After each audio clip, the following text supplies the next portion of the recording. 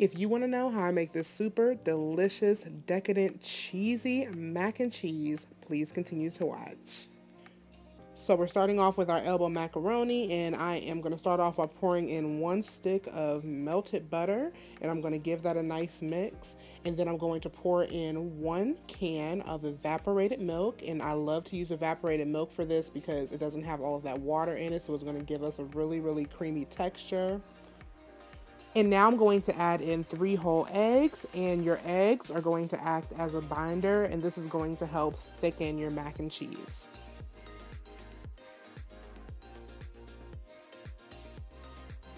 And you guys can always tweak this recipe, so if you like your macaroni and cheese a little bit firmer than mine, always feel free to add in an extra egg. And because we're all about having creamy macaroni and cheese, I'm going to also follow up with 1 cup of heavy whipping cream. And just so you guys know, you can combine your heavy cream, evaporated milk, and eggs together, whip it up kind of like a custard, and then pour it in. The reason why I didn't do that is because I was recording this for TikTok too, and I like to get the individual ingredients or steps for my TikTok videos.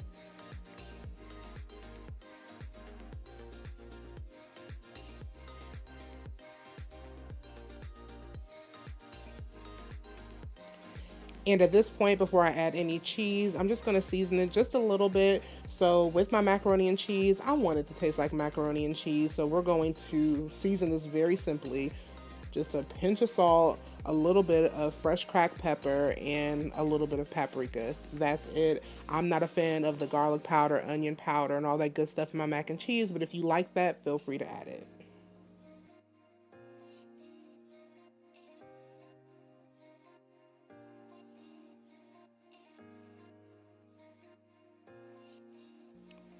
And this next step was a little bit controversial. So, you guys, I'm going to add in Velveeta. I know some people do not like Velveeta. And if you don't like Velveeta, you don't have to come to my comments and tell me that you don't like Velveeta. It's okay.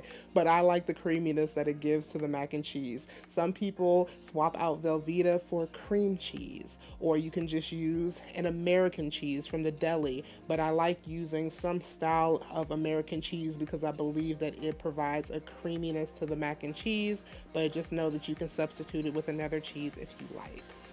Then I'm going to add in some of my grated cheeses. So I use my food processor to grate up my cheese just to make it easy. And I'm using a mild cheddar, sharp cheddar, Fontina, mozzarella, and Colby Jack.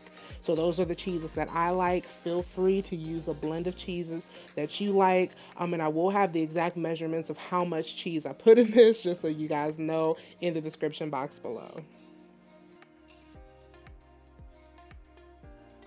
And guys, I already pointed this out, but the key was working with slightly warm pasta because as you can see, that egg has slowly came up to temperature and it's thickened. The cheese has started to melt and you can already tell how creamy this mac and cheese is going to be.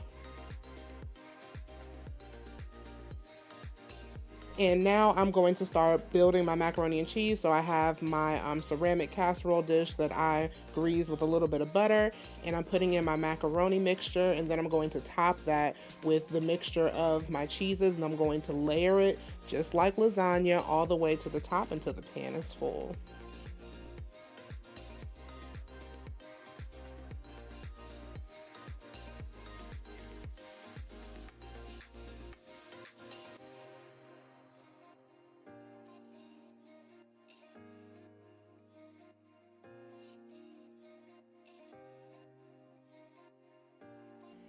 And guys, it's Thanksgiving. People eat with their eyes first, so always take a paper towel and just clean your dish up just a little bit before you stick it in the oven because you want it to be able to go from the oven to the table, and you always want your food to look pretty.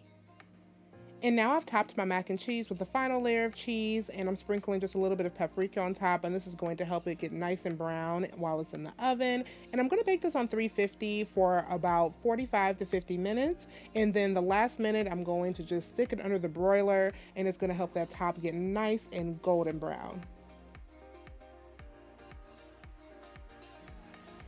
And guys, look at that. It is beautiful and golden brown, but wait until you see the inside, guys. It is so creamy and cheesy. I use mozzarella in this, so it's giving you that cheese pull, and it's absolutely delicious.